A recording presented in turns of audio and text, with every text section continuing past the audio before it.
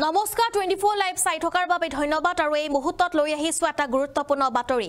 হলনি হ'ব ভাৰতীয় সময় এতিয়া 12টাৰ পিছত আৰু এটা নাবাজে বাজিব 13টা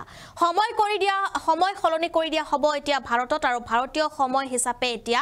12টাৰ পাছত এটা নাবাজে বাজিব 13টা হবিশেষ লৈ আহিছো এই মুহূৰ্তত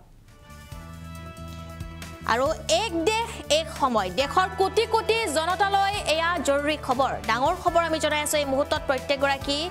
নাগৰিকৰ বাবে মোদী চৰকাৰে দেশবাসীৰ বাবে নিৰ্ধাৰণ কৰিলে এটা সময় এক সময় নিৰ্ধাৰণ কৰিছে মোদী চৰকাৰে দেশবাসীৰ বাবে এক দেশ আৰু এক নিৰ্বাচনৰ পাছত এইবাৰ এক দেশ আৰু এক সময় নিয়ম দিয়া হৈছে সমগ্ৰ দেশবাসীৰ বাবে হ'ব এটাই ভাৰতীয় মানক সময় হ'ব সমগ্ৰ দেশবাসীৰ বাবে চৰকাৰে হলনি কৰিবলৈ গৈ আছে ঘড়ীৰ সময় চৰকাৰৰ বৃহৎ সিদ্ধান্ত আৰু ঘড়ীৰ সময় এবাৰ হলনি কৰিবলৈ গৈ আছে এতিয়াৰে পৰা 12 বজাৰ পাছত কোনো দিনে নাবাজিব এটা 12 বজাৰ পিছত আৰু কোনো দিনে নাবাজে এটা এতিয়াৰে পৰা 12 বজাৰ পিছত বাজিব 13টা বৰঞ্চ 1 বজাৰ বিপৰীতে এবাৰ 12 বজাৰ পিছত 13টা বাজিব আমি জনাই আছো এই মুহূৰ্তৰ এটা বিশেষ খবৰ কিয়নো এবাৰ মোদী চৰকাৰৰ ডাঙৰ সিদ্ধান্ত আৰু মোদী চৰকাৰে এবাৰ এই সিদ্ধান্ত লৈছে কিয়নো এতিয়া 12 বজাৰ পিছত এক নাবাজে এতিয়া 12 বজাৰ পিছত বাজিব 13টা আৰু এক দেশ এক সময় এতিয়া নিৰ্ধাৰণ কৰা হ'ব দেশত আৰু দেশত এই সময় যেটো দিয়া হ'ব কিয়নো এবাৰ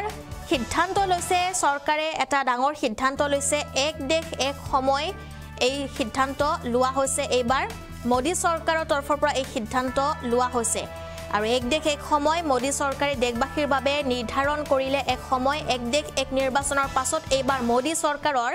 এক দেশ এক সময় নিয়ম প্ৰৱৰ্তন কৰিবলৈ গৈ আছে সমগ্ৰ দেশবাসীৰ বাবে হ'ব এটাই ভাৰতীয় মানক সময় চৰকাৰে হলনি কৰিবলৈ গৈ আছে ঘড়ীৰ সময় আৰু এতিয়াৰে পৰা 12 বজাৰ পাছত কোনো দিনে নাবাজিব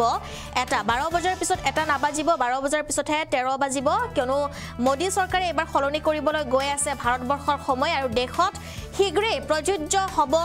এক দেশ এক সময় ঘড়ীত দুপৰীয়া 12 বজাৰ পিছত 1 বজাৰ বিপৰীতে বাজিব 13 যাৰ অৰ্থ এতিয়াৰে পৰা 12 ঘণ্টীয়া সময়সূচীৰ হলনি হ'ব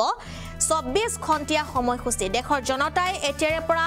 গণনা কৰিব লাগিব 24 ঘণ্টীয়া সময় মোদী চৰকাৰে বাধ্যতামূলক কৰিব ইণ্ডিয়ান ষ্টেণ্ডাৰ্ড টাইম আৰু IST এবাৰ যেটো বাধ্যতামূলক কৰি দিয়া হ'ব আৰু 14 ফেব্ৰুৱাৰীলৈকে গ্ৰহণ কৰা হ'ব দেশৰ জনতাৰ মতামত সকলো আইনী চৰকাৰী আৰু বাণিজ্যিক খণ্ডত এই নিয়ম মানি চলিব লাগিব গ্ৰাহক পৰিক্ৰমা মন্ত্ৰালয়ে প্ৰকাশ কৰিছে খচৰা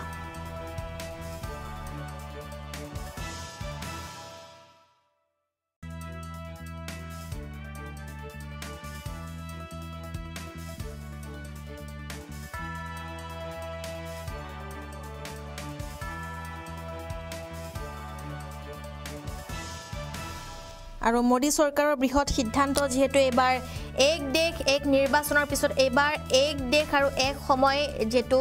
দিয়া হৈছে আৰু এই নিয়ম এতিয়া প্ৰযোজ্য হ'ব বুলি উল্লেখ কৰা হৈছে কিন্তু সকলোৰে মতামত লোৱা হ'ব আৰু হলনি হ'বলৈ গৈ আছে ভাৰতবৰ্ষৰ সময় দেশত শীঘ্ৰেই প্ৰযোজ্য হ'ব এক দেশ এক সময় আৰু ঘড়ীত দুপৰীয়া 12 বজাৰ পিছত 1 বজাৰ বিপৰীতে বাজিব 13 যাৰ অৰ্থ এতিয়াৰে পৰা 12 ঘণ্টীয়া সময়সূচীৰ হলনি হ'ব